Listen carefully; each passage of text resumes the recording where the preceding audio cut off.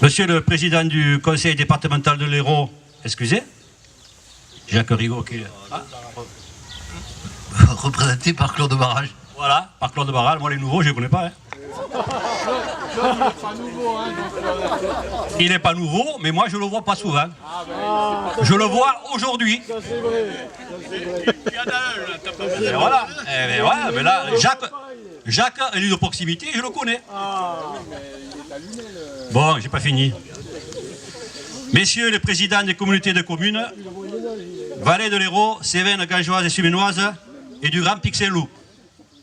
Très chers collègues, mesdames et messieurs, c'est un grand honneur de vous accueillir dans notre magnifique village à l'occasion de la remise du label Grand Site de France. Je vous souhaite, ainsi que le conseil municipal, la bienvenue dans notre magnifique parc au Sans Source. Protéger notre patrimoine, notre environnement, accueillir le flux de touristes, surtout en été, n'est pas une promenade de santé. Au site de Saint-Étienne-du-Sansac, lors de notre premier mandat en 2008, ce site était devenu un lieu de non-droit. Des jeunes, sur le pont, arrêtaient les voitures, montaient sur le capot et plongeaient dans l'Hérault devant les touristes effarés.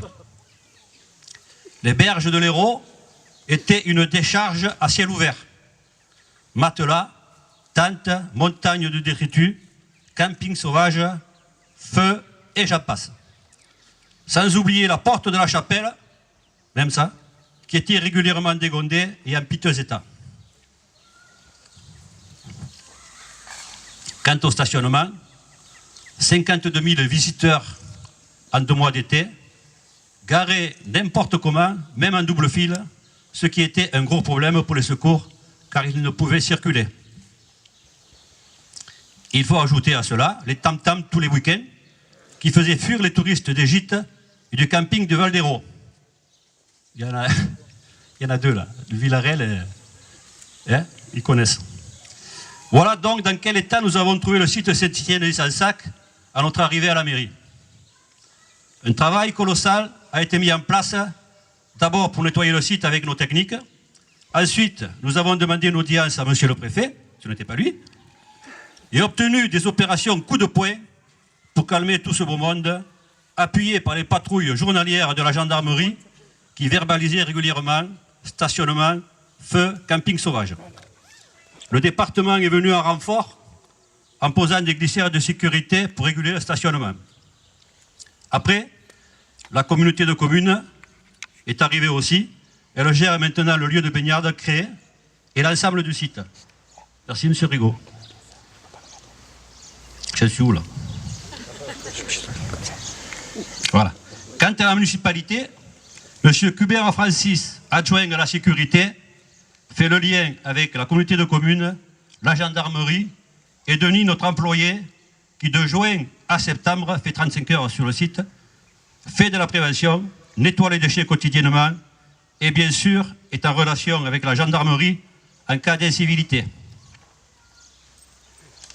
On peut dire aujourd'hui, grâce à l'effort de tous, que le site de Saint-Étienne-du-Sansac est presque devenu un oasis de paix, où les parents avec enfants se sont réappropriés le site.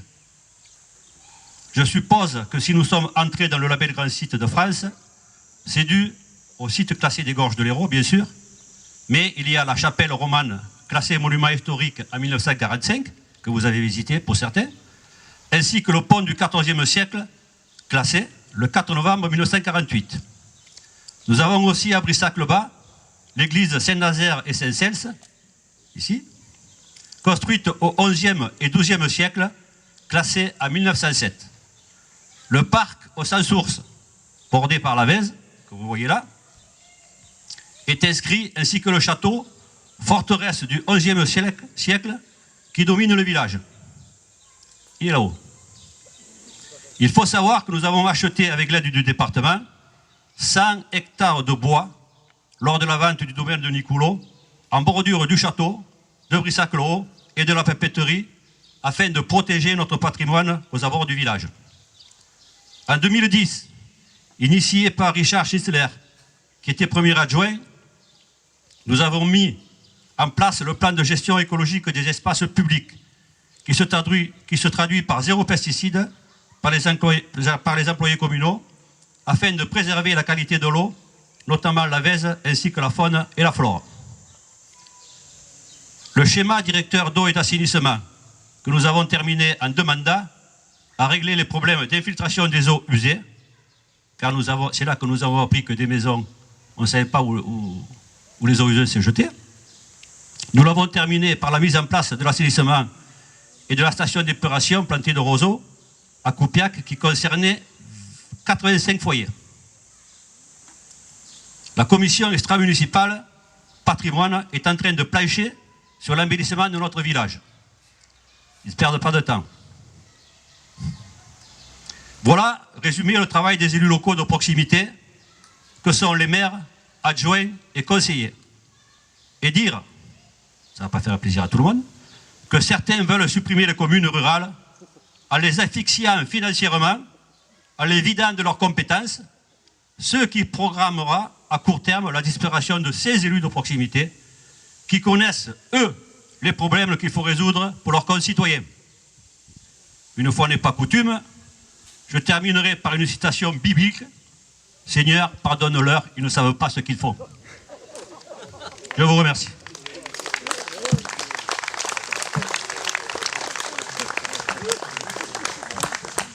Bon, ce n'est pas la peine de le présenter, mais enfin, c'est Monsieur Jacques Rigaud, qui est vice-président du conseil départemental et président de la communauté de communes Cévennes gangeoise et suménoise.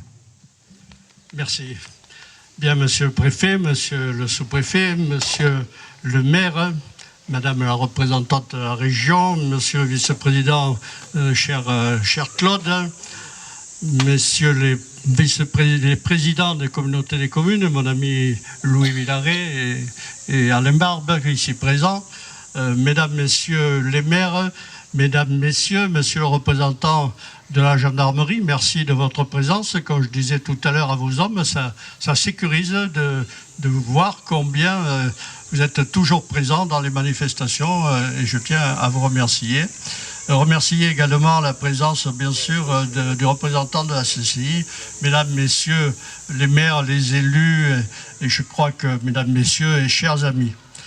Donc, je crois que, Monsieur le maire, tu as tout dit sur la commune de Brissac, mais je tiens, moi, à dire que je suis fier et heureux d'être aujourd'hui devant vous avec les 2 présidents des communautés des communes que je viens de citer pour fêter le renouvellement du label Grand Site de France Gorge de l'Hérault. Comme vous le savez, le label Grand Site de France est un label décerné par le ministère de l'Écologie, du Développement durable et de l'Énergie, qui vise à promouvoir la bonne conservation et la mise en valeur des sites naturels classés français de grande notoriété et de très forte fréquentation. Comme Monsieur le maire vient de l'évoquer, c'était dans un état presque de lieu de non-droit, et grâce justement à l'intervention de la préfecture, l'intervention des gendarmes, l'intervention de la cité, de la communauté des communes, des élus, je crois qu'aujourd'hui c'est un lieu où on peut encore le fréquenter sans aucun problème. La remise de ce label vient de ponctuer plusieurs années de travail en commun et concrétise notre souhait d'unir nos efforts pour valoriser et préserver nos beaux territoires avec comme fil conducteur les paysages, notamment ceux façonnés par le fleuve Hérault. Et nous venons justement, je tiens à remercier le bureau d'études qui vient de nous présenter, également Passe-Muraille qui nous a présenté le patrimoine bâti. Donc un grand merci également. Notre travail est aujourd'hui reconnu et récompensé par Monsieur le ministre de la Transition écologique Nicolas Hulot, qui nous a notifié le renouvellement du label le 23 janvier 2018 pour une durée de 6 ans. Le renouvellement de ce label est un périmètre élargi, se traduit par la mise en place d'une gestion commune. Ça a été évoqué, cette gestion, chère conseillère départementale, donc ici présent, oui, rejoignez-nous. Je pense que Irène Tolleré, donc, qui est binôme, et voilà. La mise en place de gestion commune entre nos 3 communautés, avec une présidence tournante, dont là aujourd'hui c'est Louis Larrey, Demain, je pense que c'est le tour certainement de Alain, puisque moi, n'étant plus candidat à rien, je ne pense pas arriver donc en troisième place. Donc c'est la communauté de la vallée de l'Hérault qui commence cette présidence, car elle dispose de l'expérience nécessaire à cette grande aventure, puisque historiquement, c'est elle qui a lancé la première opération Grand Site. Ce label qui vient s'endosser au site classé Les Gorges de l'Hérault permet de regrouper 10 communes contre 5 précédemment, ainsi que 5 autres en périmètre opérationnel. Nous vous accueillons aujourd'hui sur la commune de Brissac, dans ce parc très agréable, avec le château qui domine, et vous avez pu profiter dans l'après-midi de la visite que je viens d'évoquer, commentée du site Saint-Étienne-d'Issansac, de son pont et de sa chapelle, bien évidemment. Vous avez eu la chance d'admirer le très beau paysage dessiné par le temps et l'eau de notre beau fleuve Hérault, je vous en parlerai un peu tout à l'heure, et puis alimenté en partie par la Vis. Il faut quand même évoquer la Vis, parce qu'aujourd'hui, si nous avons beaucoup d'eau dans l'Hérault, c'est parce qu'il y a la Vis qui coule abondamment, parce que quand l'Hérault il prend sa source au Montégoal, mais quand il arrive à Vallerogue, pratiquement, il n'y a plus d'eau. Et c'est l'Ar et la Vis qui l'alimentent. Et cette Vis qui vient de recevoir le label Rivière en bon état que nous devons inaugurer prochainement. Ce site, si vous en semblez calme aujourd'hui, accueille tout de même environ 52 000 visiteurs durant la saison estivale. Concrètement, l'engagement dans la démarche Grand Site de France depuis 2 ans nous a permis de travailler sur un plan de circulation de stationnement qui va bientôt être finalisé sur le site Saint-Étienne d'Issansac, et je tiens de nouveau là aussi à remercier le bureau d'études. Les objectifs prioritaires de celui-ci sont la gestion et la maîtrise des flux, afin d'améliorer le cadre de vie des habitants et des